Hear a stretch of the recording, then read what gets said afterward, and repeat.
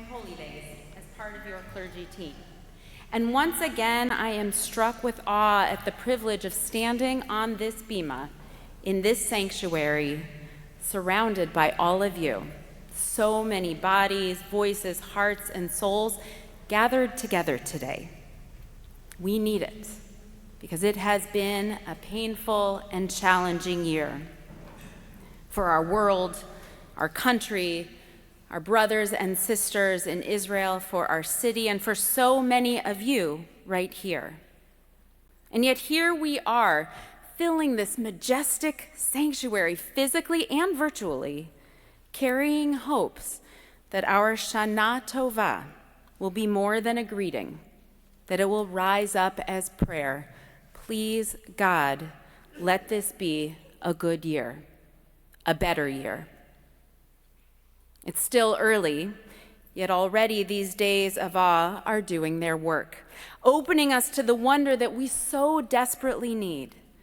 While nothing compares to a sanctuary filled with people, just as it was meant to be, I rarely enter this space without feeling a sense of awe. Like one morning this summer when I came in here and I was all alone.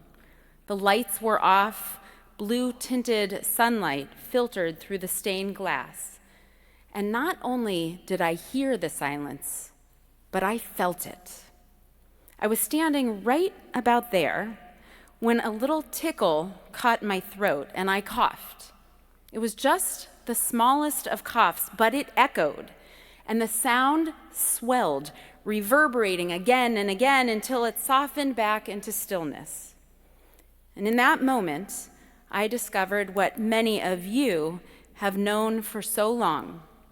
This nearly century-old sanctuary has an echo. Echoes, of course, are nothing new, and neither are echo chambers. Those places where all we hear are our own ideas reverberating until they grow so loud that they drown out everything else. In every book of the Torah, echo chambers were formed that ultimately led to destruction. Genesis, Sodom and Gomorrah. Exodus, the golden calf. Leviticus, the deaths of Aaron's sons, Nadav and Avihu. Numbers, the 10 spies who instigated in the masses doubt and panic that caused them to die out in the wilderness. Deuteronomy, a reminder of how destructive it had been. God forbid we make the same mistakes again. In the 2nd century, the rabbis of the Mishnah taught about the commandment of hearing the shofar on Rosh Hashanah. They recognized that there would be circumstances in which a community could not acquire an actual shofar. So, they said, when there's no shofar to be had, hearing the sound from a pit or a cistern or a jug, that would be adequate to satisfy the requirement. But if a person hears an echo, even if that echo is from an actual shofar, then the obligation has not been met. Echoes are not enough. Not for the shofar, and definitely not for our lives. We need to hear different and authentic sounds, and we need to hear different and authentic voices. We enter this new year, 5786, during a moment of excruciating division, political, social, economic, personal. On an intellectual level, we all understand just how dangerous it is to hear only affirmations of this understandings that we already carry. But when the echoes of the same messages from the commentators and pundits and tweets and Instagram posts and WhatsApp messages, the ones that the algorithms exist to ensure that we hear, when they continue to bombard us, the echo chamber closes us in. Sometimes we end up losing contact with old friends or colleagues whose truths are different from our own, and thus, we aren't even in a position to be in conversation with them.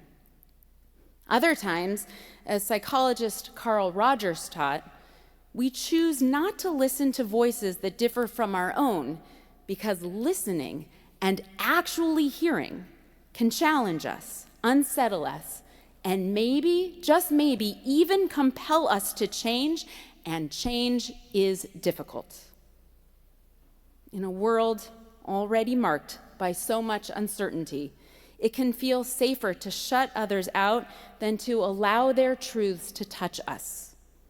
The problem is, as Charlie Kirk was known to say, when people stop talking, really bad stuff starts. Really bad stuff.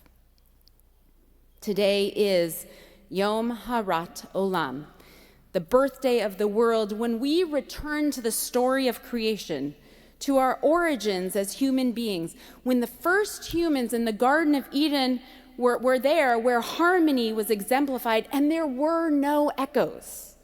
Only, as the Midrash points out, the sound of God walking. The garden was never a place of picking between your understanding or mine.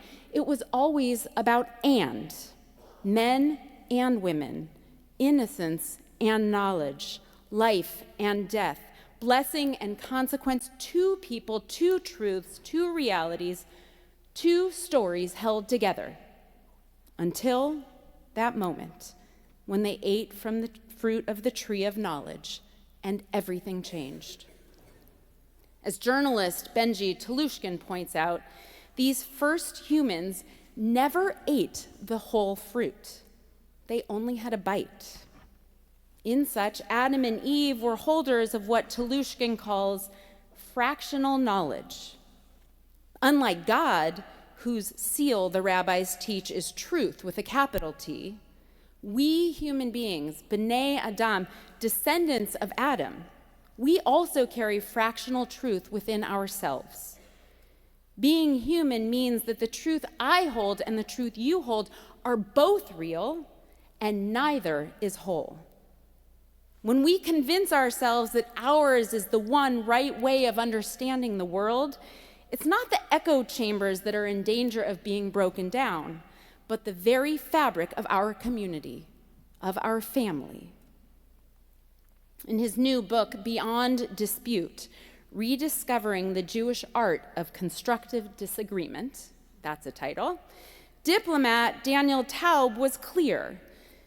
The conviction that truth can be known with certainty and that we can know it to the exclusion of others lies at the root of some of the greatest tragedies in history, from inquisitions and crusades to the great atrocities of fascism and communism, and also many of our own most difficult arguments and conversations. As idealistic as the garden was portrayed to be, that place where division did not exist, when we look a little bit closer, we see that there was something missing, something that may very well have led to these first humans eating from the fruit to begin with. One of the reasons that God could be heard walking in the garden is that we never actually hear Adam and Eve speaking to each other. According to a different midrash, it was not until after their sin that they had their first conversation with each other. It was a conversation about the regret that they both had for what had happened. We revisit the garden today not to lament the reality of our world, but to remind ourselves of what can be if only we're willing to sit in conversation with others, regardless of whether or not their convictions are different from our own. This is a whole lot easier said than done. When I know in the core of my being that Israel has a legitimate right to exist and defend itself against enemies sworn to destroy her, and then I hear a student I once blessed in front of the ark when he became a bar mitzvah express his truth by standing on his college campus and chanting, "Free Palestine," I do not want to hear it. when I know that Hamas has stolen humanitarian aid that's meant to relieve Gazan suffering, but my social media feed overflows with claims that Israel weaponizes that suffering, I want desperately to shut down. And when I spend nights watching the horror of Gaza's humanitarian crisis, but the notification that's on my home screen when I look at my phone in the morning insists it's all a hoax, I want to simply push that little button that turns it all off. But shutting down and turning it off is not the Jewish way. No. In this regard, we take our lead not from Adam and Eve, but from Hillel and Shammai, the two greatest sages in the centuries after the temple in Jerusalem had been destroyed. They were central in figuring out what a new Jewish life would look like. They disagreed about absolutely everything. Hillel was known for being more lenient, a little bit more compassionate and optimistic. Shammai was known for his strict interpretation of the law, stern, rule-bound. The Talmud teaches that for 3 years, the house of Hillel and the house of Shammai argued and argued until finally a divine voice came down from heaven and declared, Elu ve'elu, divrei Elohim chayim. These and these are the words of the living God. For 3 years they argued, and day after day for 3 years, they returned to the table to have the discussion. It would have been so easy to cancel each other, but they did just the opposite. Not only did they keep their conversation going, their friendship continued to grow. As the days and the weeks and the years of the debates rolled on, they and their students would sit down and eat together. They married into each other's families. They continued to build community together. Under no delusions that they shared a truth, they were family, and they refused to shut each other down. It's the kind of feel-good story that we all love. But it is the very next words that add the real, hard, and grounding nuance that our world so desperately needs right now. These and these, the Talmud says. However, the ruling is in accordance with Hillel. Now, when I was growing up going to summer camp, we used to love to say that everyone's a winner.